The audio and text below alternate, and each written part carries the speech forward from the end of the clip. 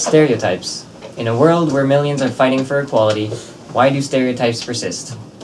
It is a discriminatory force that lurks in the background for decades while slowly creeping its way into social normalism. How often do you see an advertisement, let's say of a kitchen appliance being used by a woman, and stop thinking, hold up, why didn't they put a man there? Or when reading a science journal and realize, wait a minute, where are all the women in these pictures? Some stereotypes have become so normal that they often go unnoticed, but in fact, they are very much noticed by those affected. Stereotyped groups, whether it be women in STEM fields or African Americans in academia, have often negatively impacted by these stereotypes. What we'll be talking about today is the hidden force that is known as stereotype threat. This concept refers to the impact on performance due to the fear of confirming a stereotype about one social group. Within the last few decades, originating from the work of Claude M. Steele in '95, studies have continuously proven the concept to be true. Students exposed to the thought of confirming a stereotype consistently perform worse than without it. The purpose of this TED Talk is to inform college students across the nation on the cause and effects of stereotype threat by discussing what stereotype threat really is, who is affected by it, why it happens to certain groups, and how you can make a difference at your own college or university to prevent stereotypes on race and gender.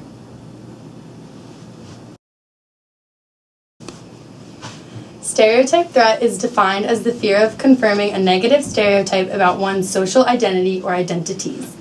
For example, it is common for women to feel pressure to perform in male-dominated fields such as science and engineering, or African American students fear that underperforming on tests will be reflected on their race.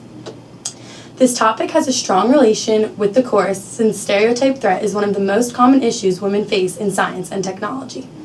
Stereotype threat is prominent in science and technology because of the fact that it is a male-dominated field and women have been stereotyped for generations as not performing as well in such fields.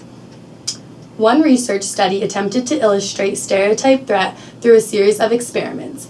Valerie Taylor and Gregory Walton in the research study, Stereotype Threat Undermines Academic Learning, discusses two experiments that prove that there is in fact a stereotype threat that can affect not only the learning ability of students, but also the retrieval of information that has been learned in the past, also referred to by the authors as a double jeopardy.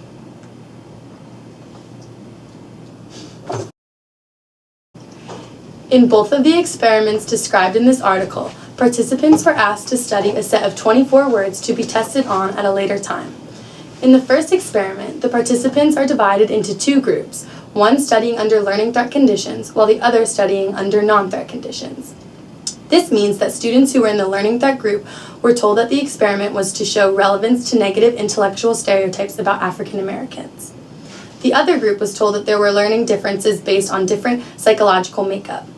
The second experiment was set up in a similar way, except that its main focus was to test whether a value affirmation that was given at the beginning of the study would eliminate any negative effect of stereotype threats on learning. Results from Experiment 1 stated that there is a direct evidence that stereotype threat can undermine academic learning. Students in the learning threat condition performed worse on the follow-up exams than the students who participated in the non-threat condition. As for Experiment 2, results were similar and suggested that one-way value affirmation interventions may raise stereotyped students' academic performance is by improving learning in otherwise threatening conditions. The topic of stereotype threat delves into decades of stereotypical advertising of women and how this has contributed to normalized stereotypes that can easily be overlooked in modern society. Male engineering students here at NC State noticed the lack of female students in their classes relative to the number of male students.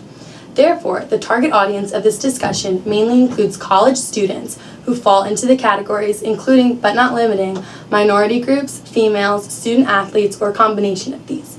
More specifically, our discussion targets the college students here at NC State University. Now that we know what a stereotype threat is, we can talk about the people that it affects.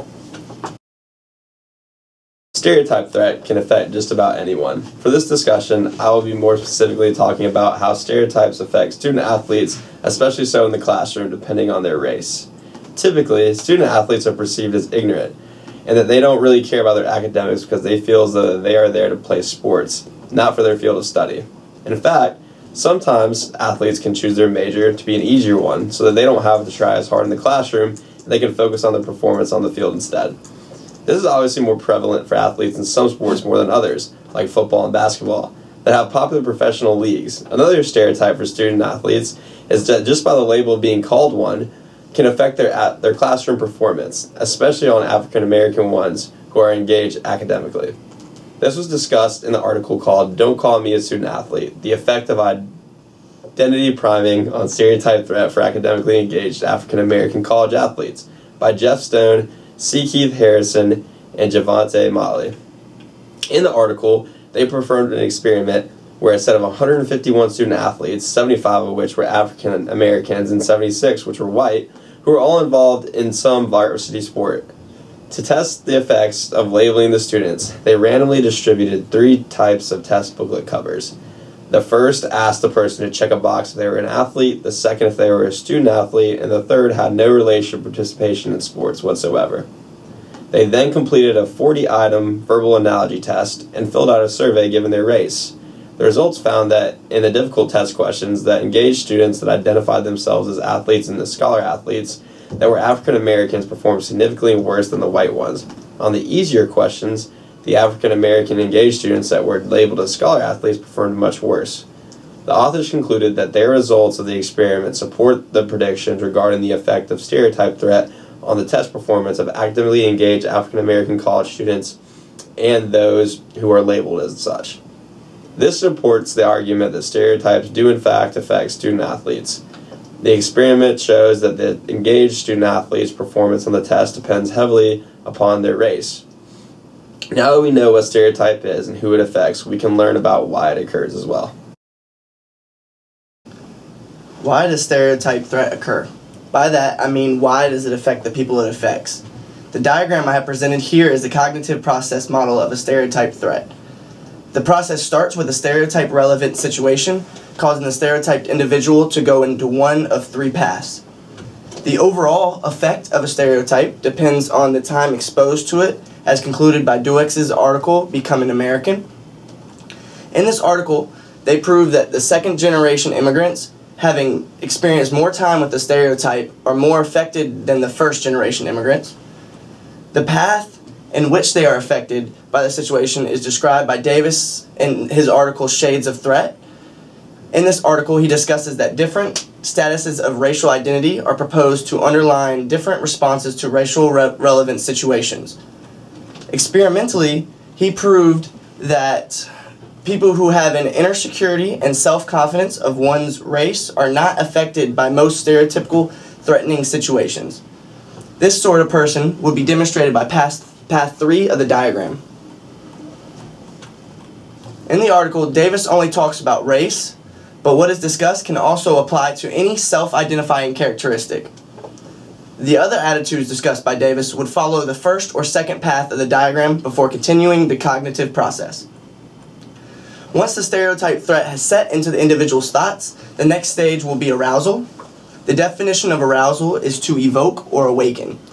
Claude Steele, one of the most well-known psychologists in this field, often proposes that stereotype threatening situation raises anxiety of a person due to the pressure put on them not to fail. Anxiety is one of the things proven to restrict the capacity of the brain, therefore leading to underperformance of an individual in this situation. This here gives an explanation of the results of all the underperformance found by most studies on a stereotype threats. Now that we know how and why a stereotype threat occurs, we can begin discussing how we can address this problem. The current generation of college students will soon be the corporate and governmental workers who will lead our society. There has already been a lot of change of outlooks on the LGBT community, so why not continue this into stopping the stereotype threat within college campuses? First and foremost, college students need to realize that stereotype threat is real and contributes to personal attitudes towards one's race and gender. For example, we need to make college students believe that they don't have to fit into this particular stereotype that their race or gender falls under. Each student is better than their alleged stereotype, and they need to believe in themselves before they write their history paper or take their physics test. Another step towards making a change means that people need to be on the same page and work together in order to actually see a difference. Students all around the country on college campuses need to show support to each of their fellow classmates, which can be shown through a series of compliments and encouragement. With the support and love from each other, students are more likely to perform better on tasks within their classroom environment.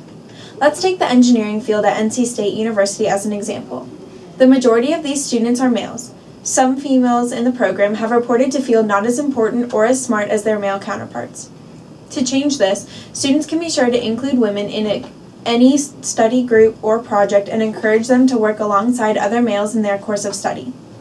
If students were to use words of encouragement and take a stand against their stereotype threats around a college campus, then there would be significant improvement in scores and performance level across gender and racial groups.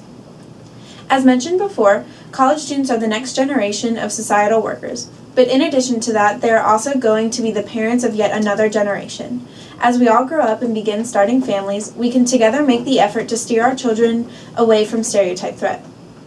As parents and educators, we can discuss with our children that each person is smart and unique in their own way, and they should not be judged by an outer appearance that connects to a certain stereotype. Children learn from their childhood what is wrong and what is right from their parents. So in order to prevent stereotype threat occurring as often as it does today, parents need to encourage their children and show them that they are capable of achieving any of their academic or sports-related goals without worrying about what a stereotype says about them.